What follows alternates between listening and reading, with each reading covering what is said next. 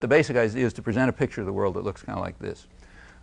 There's us, kind of like big happy family in the community. The honest workman going off every morning with his lunchbox, his loyal wife who's making the meals and taking care of the kids, the hard-working executive who's toiling day and night in the interests of his workers in the community, the friendly banker who's running around looking for people to lend money to, and so on and so forth. That's us, and we're all in harmony. Harmony was a big word. We're in harmony, we're all together. It's Americanism. You might take a look at that word Americanism. It's an unusual term.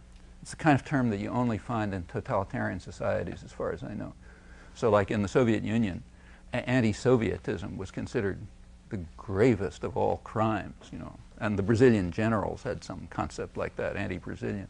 But try, say, publishing a book on anti-Italianism and see what happens in the streets of Rome or Milan. I mean, people won't even bother laughing. It's a ludicrous idea. The idea of Italianism or Norwayism or something like that, these would just be objects of ridicule in societies that have some kind of residue of a democratic culture inside people's heads. I don't mean in the formal systems. But in totalitarian societies it is used, and as far as I know, the United States is the only free society that has such a concept. Maybe there's another one.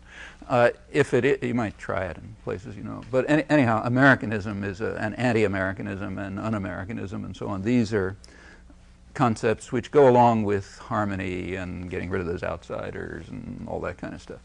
Another part is simply to induce hatred and fear among people. So it's a diverse society. You go to Europe, most places are pretty uniform. This is a very diverse society. So it's easy for propagandists. It's pretty easy to get people to hate the guy next door because it looks a little different or one thing or another. And huge campaigns go on to instigate divisions among people. I don't have to tell you about this. It's all so familiar. You go on.